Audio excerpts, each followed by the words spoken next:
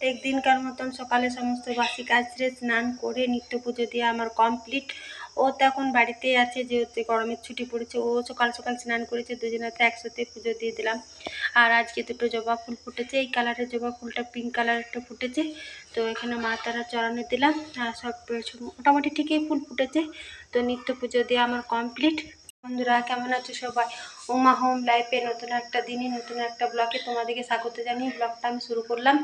তো আজ হচ্ছে শনিবার, আর কালকে আমি কোনো রকম ব্লগ করিনি।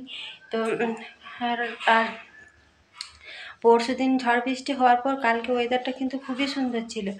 তো তো কালকে আমার কোনো রকম ব্লগ করা হয়নি, শরীরটা একটু খারাপ ছিল। আর কালকের ওয়েদারটা ভালো ছিল। আজ আবার সকাল মেঘলা ছিল, এখনও হালকা মেঘলা মেঘলা আছে, কিন্তু একটা গুমোট গরম ছাড়ছে। পরশু দিন অন্যদিকে ঝড় বৃষ্টি হয়েছে, আমাদের দিকে তো ঝড় হয়েছে, তোমাদের সাথে শেয়ার করেছি।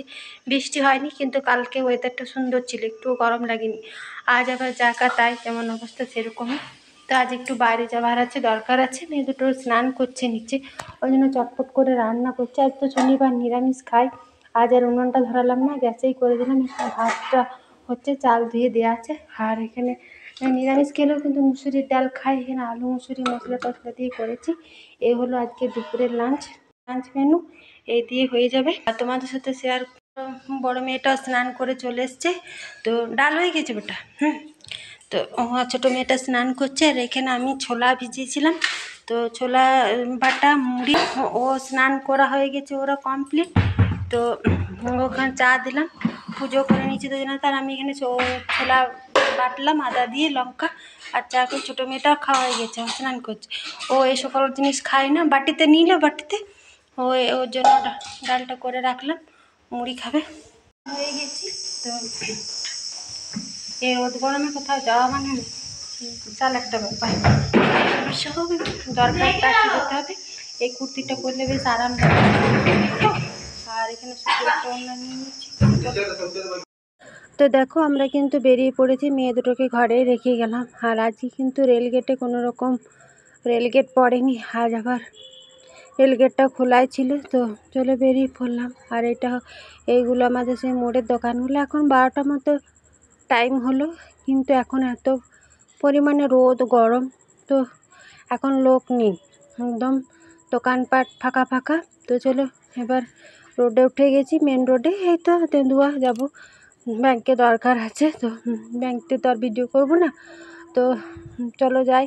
আর দেখো এই রোডটাতে কিন্তু বাস যাওয়া আসা করে, আসানসোল, নিয়ামতপুর, আরও পুরুলিয়া। কিন্তু দেখো এখন এত রোদ গরম হয়েছে, তো দেখো বাসগুলো কিন্তু ফাঁকা ফাঁকা যাচ্ছিলো, আর রোডও কিন্তু ফাঁকা। এত রোদ গরমে মানুষ কেউ কোথাও যেতে আর পছন্দ করছে না, মনে করছে বাবা ঘরেই থাকি, দরকার না ছেড়ে কেউ এখন আর বাইরে বেরোচ্ছে না। আর আজকেও প্রচণ্ড পরিমাণে রোদ গরম। আর দেখো এইটা পাহাড়টা না, এটা যে কলিয়ারিটা, আমার ভিডিওতে আমার ছাদ থেকে যে প্রায়ই তোমাদের সাথে দেখাই, তো এই দিকটাতে আছে, এটা বঞ্জিমারি কলিয়ারি। আর ওখানে একটা রেলগেট তারপরেই আছে, মানে রেল লাইন, রেলগেট বলছি। আমার ব্যাংকের কাজ মিটে গেছে, তারপরে আমি যেহেতু একটা ফ্রিজ নেবো, তার জন্য এটা আল্লাড্ডি মোড়ের একটা দোকান। এখানে আলমারি, তারপরে তোমার কুলার, যা যা থাকে, ফ্রিজ। দেখো এই সোফা কাম বেড, এটা বেশ বড় সড়ো, বেশ সুন্দর, আমার খুব পছন্দ হয়েছিল। তো এই সোফাটা বেশ বড় সড়ো, দুজনা আর বাচ্চা ছেলে হলে 3 জনা আরামে শুতে কোলাবে। তো এটা যেতে রূপনারায়ণপুর যেছে, সেটা রোড ধারে এই শোরুমটা। তো যিনি থাকেন উনি খেতে গেছে, যেহেতু আমি দুপুরে এসেছি, ওনার বাবা ছিল, তো ওই জন্য উনি বললো যে বিকেলে আসবে। তো আমি চলো তাহলে বাড়ি যাই। এই রোড ধারেই তো দেখতে পাচ্ছ দোকানটা।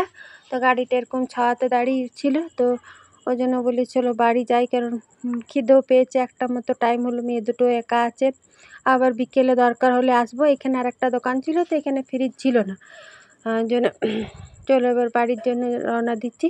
তো এইখানে আবার একটু দাঁড়াবো, কারণ মেয়ে দুটোকে যেহেতু ঘরে রেখে এসেছি, তো ওদের জন্য তো কিছু একটা নিতে হবে। মা বাবা যখনই কোথাও বাইরে যায়, তখন ছোটো মেয়ে ছেলে মেয়ে যাই থাকুক না, কিছু আশা করে থাকে যে মা আমার জন্য কিছু আনবে। আর ও দেখো এখানে গ্যারেজটা আল্লাডিতে, এই গ্যারেজটাতে টুকটাক গাড়ি খারাপ হলে, এখানে তো খারাপ হয়নি, হ্যান্ডেলটা ঢিলা ছিল, ঠিক করলো।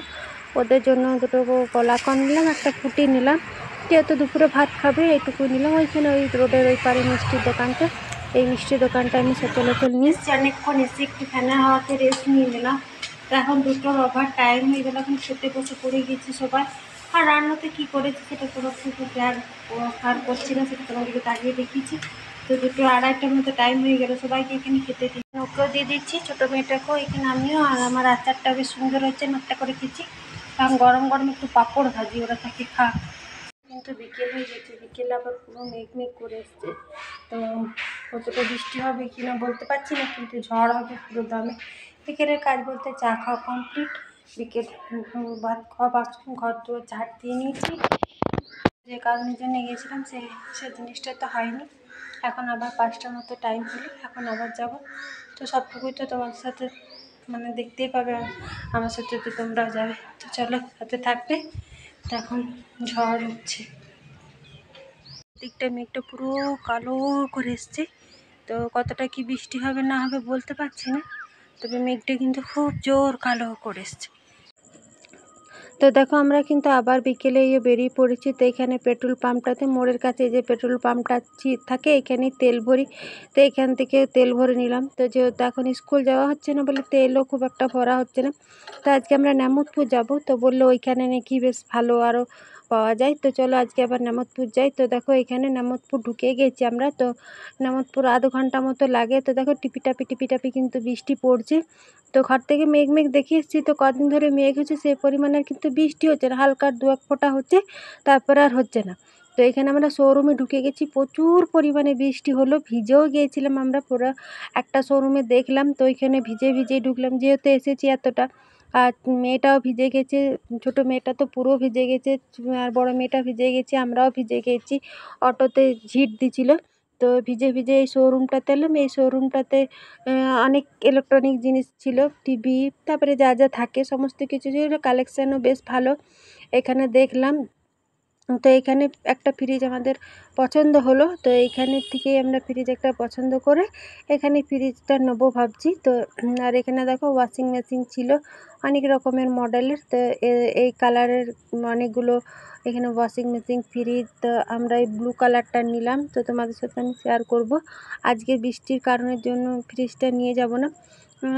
তো আজ অনেকটা রাত হয়ে গেছে। তো এখানে দেখো চিমনি রয়েছে, তারপরে যা থাকে। তো বেশ দোকানটা বেশ ভালো নেমতপুরে।